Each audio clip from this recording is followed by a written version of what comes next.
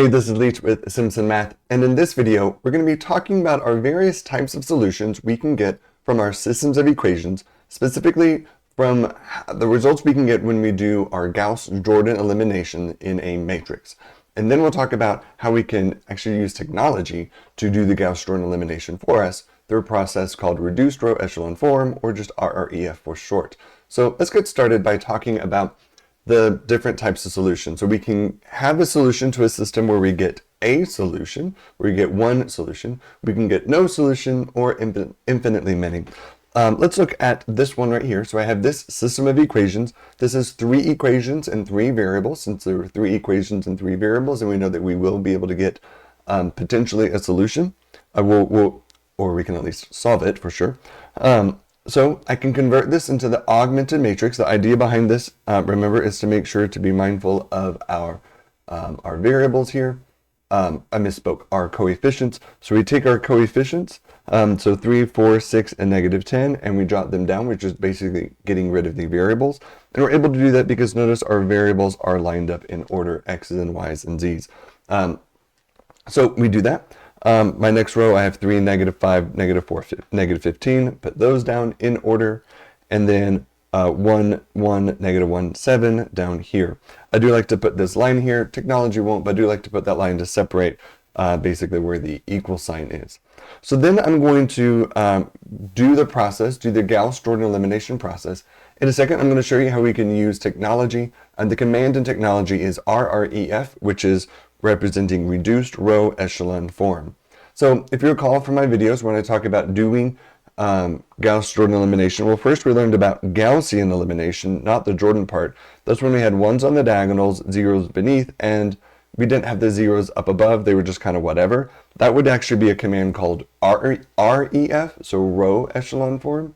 But the reduced row echelon form reduces the values above to zeros above, and that's the result of Gauss-Jordan elimination. All that to say, we're going to use the command rref or do Gauss-Jordan elimination. Either way, when you get done with Gauss-Jordan elimination, you should have ones on the main diagonal, zeros below and above. And then, as you know, our constants rather on the far side are the solution. And the logic behind that, and understanding that is important for where we're headed next. The logic behind this is if I take my system here, I'm going to rewrite this as a system. So I have 1x plus 0y plus 0z equals -2. And then same thing for the other rows. I have 0x plus 1y plus 0z equals 5. And 0x plus 0y plus 1z equals -4.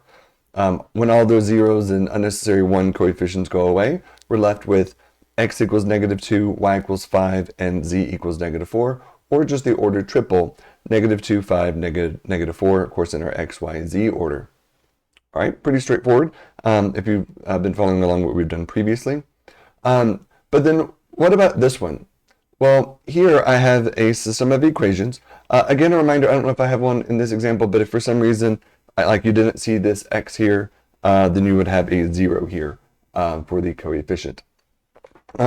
So we do the same thing, replace all of our coefficients and our constants with just the values. Again, make sure everything is lined up in order. It is. We'll run rref, which puts it into reduced row echelon form, or the process is the Gauss-Jordan elimination process. But this time we didn't get ones on the main diagonal, zeros below and zeros above. I'm looking at my ones. I don't have a 1 here. I end up with 0, with all these zeros equaling 1. Well, let's turn this into back into our system. In my top row, I would have 1x minus 36z equals 0. Then I would have y minus, oops, that should be y minus 11, but it doesn't really matter. Y minus 11z equals 0. But then that bottom row, it's just 0 equals 1. So 0x plus 0y plus 0z, all that is just 0. And I have 0 equals 1. 0 doesn't equal 1, like never, never, ever, ever. That's why we have no solution. There's 2 ways we can, there's kind of 3 ways you can write no solution. We can just say we have no solution to the system. But you can also represent this with the empty set. So we do that with a circle or a 0 with a big old slash through it. Or you can kind of just start a bracket, end a bracket without anything in it. That also represents an empty set. I kind of like this one the best, personally, because it looks like a set, but there's just nothing in it. But they both work. So the empty set is our solution for this no system. Sorry, there is no solution, and so we often will represent with one of our symbols for the empty set. All right, this last one here, and then I'm going to show you how we can do this in technology. We take this system, turn it into the augmented matrix, do the rref, but this time, I don't have ones on the main diagonal, but look at my bottom equation. I have 0 equals 0. That's fine. I can get 0 equals 0 all day long. That's just a true statement. Nothing wrong with that. So how are we going to write our solutions? Well, I have this, our system is this. I have 1x minus 3z equals -5. That's the top blue equation. Then I have 1y minus 2z equals -7. And I'm needing to write this as an ordered triple. I need an x, a y, and a z. Well, because the way that we do Gauss-Jordan elimination, we end up with basically no z's kind of more or less left over, or the z's aren't kind of a thing that we see down here. So we're going to keep the z's just being a z. And then we're going to write our x's and y's in terms of this z. So we can do this by taking this blue equation and just solving for x. So add 3z to both sides. Take this orange equation and just solve for y by adding 2z to both sides. So now I have x equals -3z and y equals, sorry, I misspoke. X equals 3z minus 5 and y equals 2z minus 7. So I'm just going to replace x in my ordered triple with what it equals, 3z minus 5. And I'm going to replace y with what it equals, 2z minus 7. So my solution is this set of these ordered triples. This is a little bit more casual. If I wanted to be a bit more formal, I would kind of tuck in right here.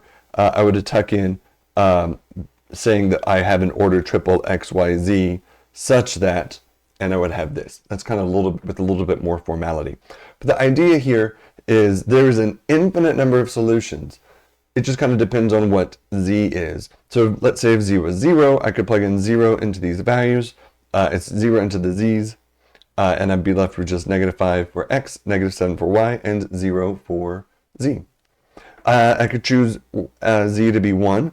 I'd substitute a 1 into each of those values, simplify, and then an ordered triple that satisfies this system is -2, -5, and 1. There's an infinite number of solutions because there's an infinite number of z's I could pick. This is not all solutions. I just want to be clear. This is not, like we're used to kind of saying all real numbers for like a domain. This is not an all real numbers or all ordered triples. Only the ordered triples that satisfy this thing. And we could find all of them by basically plugging in every value of z. But there's an infinite number, so we're not going to do that. One last thing before I move on to technology is this. If I have this, if this is my outcome of rref, or doing the Gauss-Jordan elimination, I want you to decide, is this a one solution situation, infinitely many, or no solution? Take a second and look at it and think about that. All right, I'll tell you that it is well, first let me kind of rewrite this a little bit here. So if I'm rewriting this in terms of what we see here, I see 0 equals 0. That's fine. I see 0 equals 1. That is a bummer. That's a no-no. So because of that issue, trying to make this thing go away. There we go. Because of that, this is no solution. So you got to be careful that you can't just be like, oh, I have zeros on the bottom row. It's infinitely many solutions. No. If I have at least one statement that produces a false statement, then there's no solution here. Kind of a way that I could force this to happen is I have two planes rather, that are let's say like on top of each other, they equal each other, and then I have another plane that's parallel to that. So two planes that are on top of each other, and then a third that's parallel. So that's where we're never going to get two solutions. Two give me infinitely many solutions. One doesn't interact at all with that other set. So that's where we overall have no solution. All right. So let's take a second and let's look at let's look at how we can do this using technology. I'm going to be using the Desmos calculator just because it's free and available online. So I'm on Desmos' website, just desmos.com. But then I'm not going to go to the graphing calculator. I'm going to go to their matrix calculator. So open up their matrix calculator. I'm going to make it just be a bit bigger. There we go. And I have a system over here on the left. I can make that a little bit bigger. There we go. I have a system over here on the left. I'm going to translate this system into a matrix. So I'm going to press new matrix. Well, it defaults to a 2 by 2 matrix, 2 rows, 2 columns. I need 3 rows, 4 columns. Let me just add the plus arrows until I get a 3 by 4. And then I'm going to type in the augmented matrix by typing in the coefficients and the constant. So I'm just going to press 5. I can press the right arrow on my keyboard or the tab button on my keyboard. I'm going to be pressing tab. If you're doing this on the screen, you can just press the right arrow. So I'm going to 5, 6, 2, 5. By pressing the right arrow on screen or on your keyboard or tab, it will move you to the next row. So that's easy for inputting. So 2, negative 3, negative 6, another negative 6, 1, 1, negative 1, and 3. Once you get that entered, do yourself a favor, especially if you're trying to solve a system, just double check your values. The calculator doesn't know what your problem is. It's going to solve it using those numbers that you put in. So if you fat fingered or typed something in wrong, it won't know. So do yourself a favor, just do a quick double check. Look at the numbers, look at the signs. I kind of count the signs, make sure that you have the signs right. And then I press enter. You can press enter on screen or on your keyboard. So that locks in. So this just defines matrix A. A is an arbitrary letter. On this calculator, we can store up to 8 different matrices. And then you should see in the bottom corner here, the rref command. You could just type in rref. Notice when I type rre, those italicized. When I type in the F, it pops to being a non-italicized text, a font. That means that that's Desmos saying, "Ooh, I know what that thing is," but it is wanting a parenthesis. So I'm just going to go ahead though and click rref and then click my A. So I'm pulling A because I've already defined A. If I typed in B, the Desmos is saying, "I don't know what that thing is. B is not defined." So I need to put in the matrix that we do know, which is matrix A. And notice I get an output of X is negative 3, Y is 4, and Z is negative 2. That's why our solution here is negative 3, 4, and 2. All right, let me go do this one. We can see from our answer that we're going to have no solution. Let's find out why. So I can, what I'm going to do is I'm going to show you how to let's just do another one. I'm going to make a new matrix.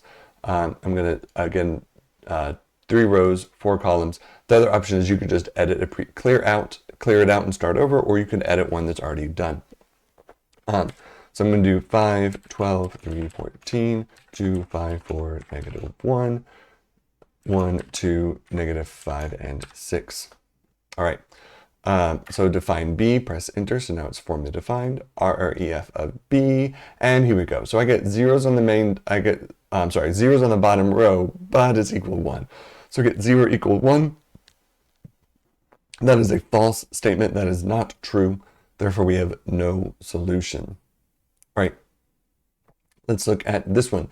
This one, spoiler alert, we have infinitely many. I'm just going to go to a new matrix. Need 2 rows, 4 columns. Again, you could clear everything out and just start over with A, or you could edit one. Don't really encourage the editing an old one because it's easy to make a mistake. I just kind of like clean slates. So negative 1, 1, 1, negative 2, negative 1, 4, negative 8, negative 20, and 6, negative 4, negative 12, and 0. And then I want rref of C because that's the matrix I just did. And notice I get zeros on the zeros on the bottom row, rather. I get 0 equals 0. That's fine. That's a true statement. I'm able to have that. So how do I then have my solution here? Well, take this top equation. This is x minus 4z equals negative 4. If I solve that equation for x, I would add the 4z to the other side. So I get that x is 4z minus 4. Similarly, I get y minus 3z equals negative 6. Add the 3z to the other side. So I get y is 3z minus 6. This next one is also going to be infinitely many, but we have fractions. I just want to show you how Desmos can deal with that. So just to show you, if you're like, it's too much, I'm just going to press clear all, everything's go away, start back with the new matrix, and notice it just starts back with matrix A. Nothing special about the letters. So 3, 12, -17, -1, 2, 9, -13, -3, 1, 3, -4, and 2. Press enter. rref for the matrix I just made, which is A, and we do get decimals here. Suppose you want fractions for your answers. Desmos does have their button here to convert this to a fraction, because these are not irrational solutions, they are rational. So press this and it will turn them into fractions, so that way we can nicely answer this. So the x value is going to be a -z plus 9. I know this is 9 minus z, which is right, -z plus 9. And then this one, the y, is going to be a positive 5/3 z minus 7/3 when we move that over. So what? They're fraction, not really having to do fraction math. You're just adding or subtracting a fraction with the z over and then writing it down. All right. I hope this helped. The main thing, this one, yeah, I had this one problem. Let me do this one real fast. So with this matrix, what if it's, notice I have 4 rows and then I need 5 columns. Let me do that one. 4 rows, 5 columns, no extra stress. We're just able, just have a bigger matrix. It does look like that, that Desmos will kind of maybe cap out at 6 maybe. So we have 4 by 5. Let's put in our numbers. So I have 3, -5, 2. Notice I don't see a 0. We're just going to put in a 0. Sorry, we don't see z. So we're going to put in a 0 for that placeholder. -41, 1, -2, 2, 0, -19, 1, -3, 1, -2, -28, 1, 3, 3, 2, 6. So now we have this big old matrix with a B. So same old thing, rref with B. This time I get 1s down my main diagonal, which is what I'm expecting, and then I have -5, 4, -3, 4. So basically we have this ordered quadruple. We do have the W first, so put the W first. W is -5, X is 4, Y is -3, and Z is 4. So just more values, and then we have zeros here. All right. Hope this helped you understand how to deal with these infinite many no solutions, and also how to use technology, specifically Desmos, to be able to do the solve systems of equations using Gauss-Jordan in the reduced row echelon form, or rref. All right, take care, and I'll see you on the next video. Bye.